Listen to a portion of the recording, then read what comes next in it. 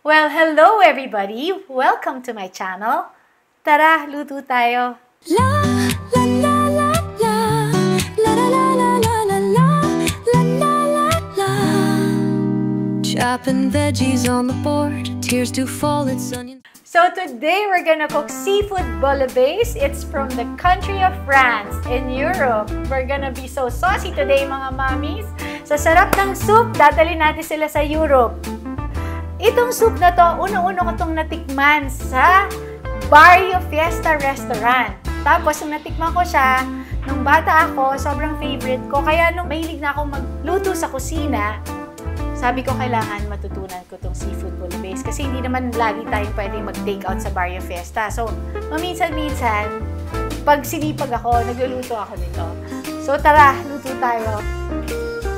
So, para sumarap yung soup natin, we're gonna use real shrimp broth, which we will make by, ayan, binabalat ko ngayon yung hipon, para yung balat ng hipon, at saka dadagdagan natin ng tubig.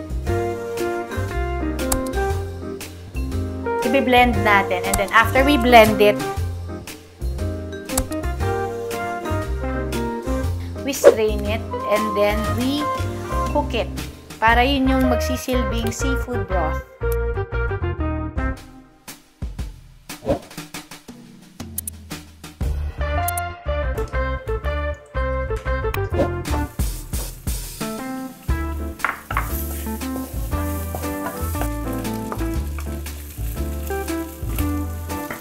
Kamatis,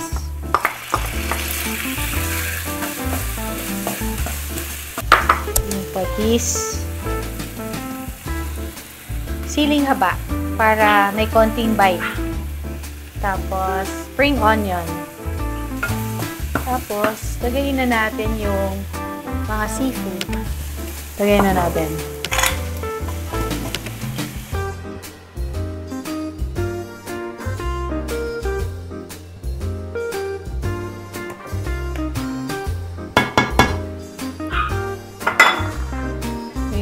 Pepper.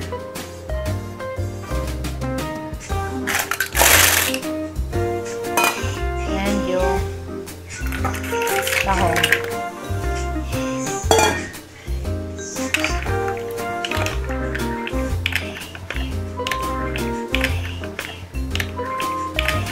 Add tayo ng 1 cup of cream.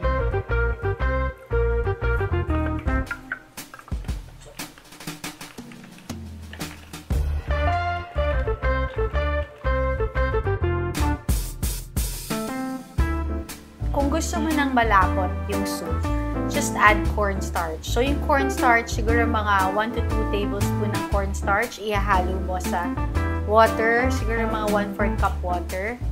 Tapos, paghalo mo dun sa cornstarch, saka mo i-add ito para mas malapot siya. So, for the list of ingredients,